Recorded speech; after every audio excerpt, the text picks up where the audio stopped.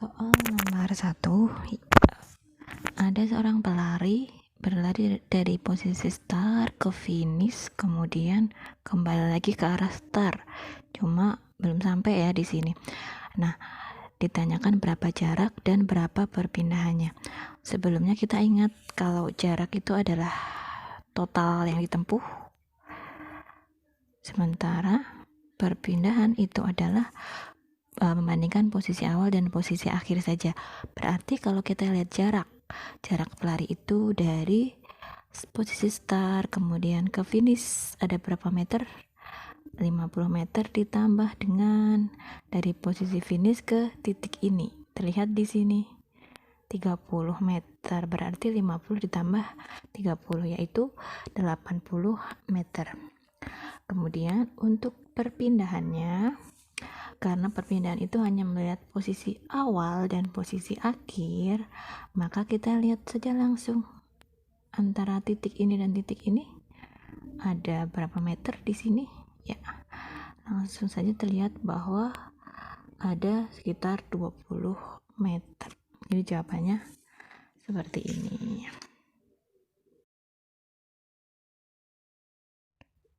Nomor 2. Sebuah mobil bergerak lurus ke arah timur sejauh 100 meter selama 4 sekon, lalu bergerak lurus ke barat. Ibu kasih waktu, ini 4 sekon. Ke baratnya 50 meter selama 1 sekon. Berapakah kelajuan dan kecepatan mobil? Sebelum menghitung kelajuan dan kecepatan, kita tentukan dulu apa? Jarak dan perpindahan. Jaraknya berapa? Ya, mobilnya ke timur 100, balik ke barat 50 meter, berarti total jarak tempuhnya 150 meter. Perpindahannya, ingat perpindahan hanya melihat posisi awal dan posisi akhir, berarti berapa ini? Sekitar 100 dikurangi 50 ya, sekitar 50 meter. Setelah kita bisa menghitung jarak dan perpindahan, kelajuan. Kalau kelajuan itu di rumus kemarin dipengaruhi oleh jarak. Jarak dibagi dengan waktu. Waktunya berapa? Total semuanya ya, jangan hanya salah satu saja ya. Jadi ada 4 ditambah 1 jadi 5 nanti ya. Jadi jarak kelajuannya 150 bagi 5 berapa? 30.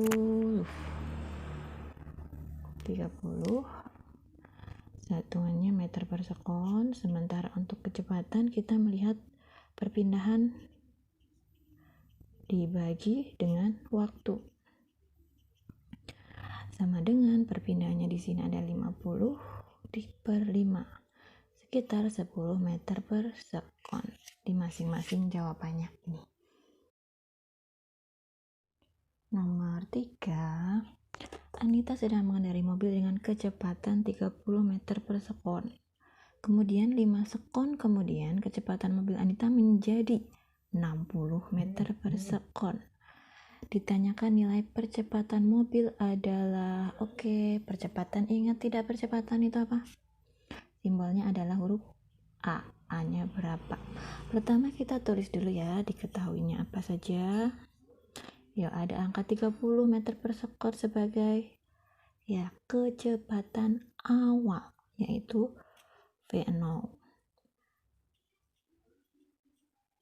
Kemudian 5 sekon kemudian ada 5 sekon. Satuannya sekon, itu menunjukkan waktunya, T-nya. 5 sekon. Dan terakhir kemudian kecepatan mobil Anita menjadi 60 meter per sekon. Menjadi berarti dia menunjukkan kecepatan akhir. Di situ tertulis, ditanyanya apa? Ditanya itu percepatan. Masih ingat rumus percepatan apa? Akan lihat di buku ya. VT min V0 per T ya VT-nya 60 min maksudnya 30 dibagi dengan waktu 30/5. Hasilnya adalah 6 meter per sekon kuadrat. Ini hasil dari nomor 3. Lanjut nomor 4 tentang grafik gerak. Nah, kemarin kita ingat ada gerak lurus peraturan GLB, GLBB dipercepat, dan GLBB diperlambat. Oke, ini kita melihat grafiknya ya, bukan perjalanan kendaraannya tapi grafiknya. Ingat, kemarin kalau GLB grafik VT-nya itu pasti lurus. Kalau GLBB dipercepat akan ya naik. Sementara kalau GLBB diperlambat itu akan turun ke arah turun seperti ini. Berarti dari konsep ini grafik VT ya. V terhadap T, kecepatan terhadap waktu. Nah, dari prinsip ini kita bisa langsung saja menentukan jenis gerak saat PQ itu yang mana? Ya, naik, berarti GLBB dipercepat. GR-nya karena lurus, berarti ini adalah GLB. Kemudian RS itu turun, berarti GLBB diperlambat. Sekali lagi Ibu ingatkan, ini adalah tentang grafik. Kalau ini adalah gambar kendaraan, nanti jawabannya akan berbeda lagi ya, gitu. Lanjut ke soal nomor 5. Kita masuk ke soal tentang gaya. Adi dan Aldo menarik sebuah meja dengan arah berlawanan. Adi menarik ke kanan dengan gaya 40 Newton dan Aldo menarik ke kiri dengan gaya 45 Newton. Gambarkan ilustrasi gaya Adi dan Aldo dulu yo. Ilustrasinya yo, misalnya ini ada mejanya ya. Oke, yang menarik ke kanan siapa? Ya, yang menarik ke kanan itu adalah siapa? Adi.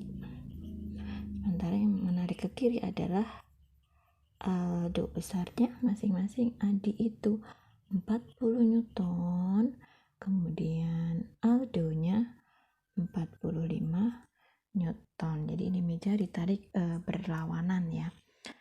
Nah, ini adalah ilustrasi gayanya, ilustrasi gambar. Kemudian tentukan arah dan resultan gaya pada kasus tersebut. Oke, langsung saja.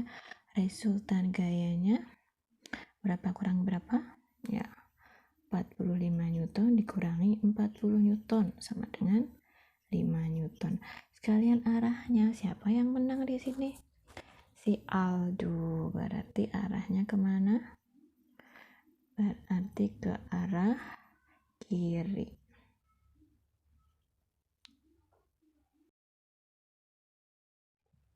Nomor 6 masih tentang gaya atau resultan gaya.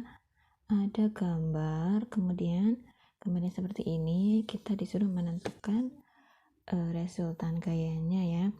Jadi kita lihat gayanya adalah gaya, ada 5 gaya dan gayanya tidak searah. Di sini kita lihat dulu F1 dan F2 ini nanti bisa kita jumlahkan. F3, F4, F5 juga bisa kita jumlahkan. Ya, coba kita akan jumlahkan dari F1 dan F2 dulu.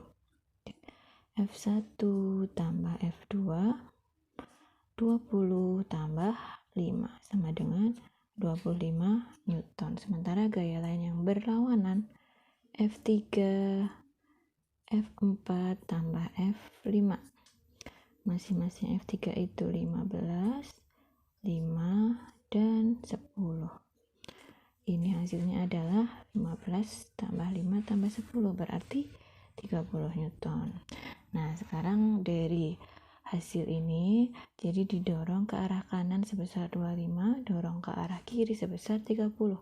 Resultan gayanya adalah Yang besar dikurangi yang kecil. 30 Newton kurangi 25 Newton. Hasilnya 5 Newton. Ke arah mana yang menang? Betul, ke arah kiri lagi. Nomor 7, kita sudah masuk ke penerapan hukum Newton yang kedua kemarin.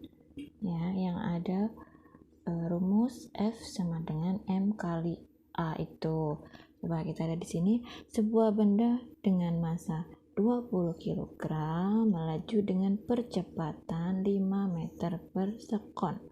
Gaya yang bekerja pada benda tersebut adalah titik-titik, kita tulis diketahuinya.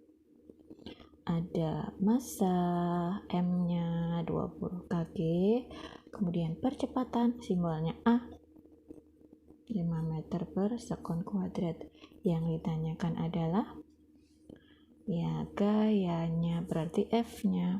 Oke, langsung saja. Kemarin hukum Newton 2 itu penerapannya satu rumus ya.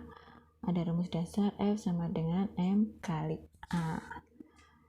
Kita langsung saja masukkan 20 kali A sama dengan 100, satuannya Newton. Ibu ingatkan kembali, untuk rumus ini bisa kita buat segitiga bantuan ya. Kita bikin segitiga bantuan. Di sini letak F-nya, di sini M, sini A. Jadi kalau ada soal ditanyakan M-nya, massanya, kita tutup. Berarti M sama dengan F bagi A. Kebalikannya, kalau ditanyakan A-nya, berarti F dibagi M gitu. Soal yang terakhir, soal nomor 8, masih penerapan hukum Newton yang kedua. Langsung ibu baca, sebuah mobil ditarik truk dengan percepatan 2 meter per sekon. Jika massa mobil adalah 600 kg, maka gaya yang dibutuhkan untuk menarik truk adalah titik.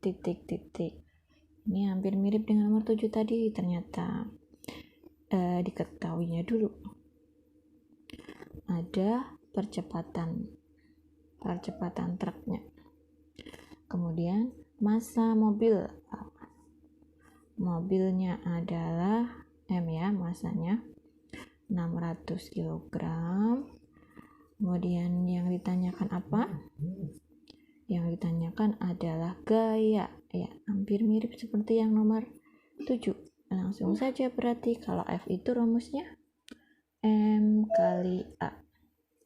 600 kali 2 sama dengan 12.000 dengan satuan Newton.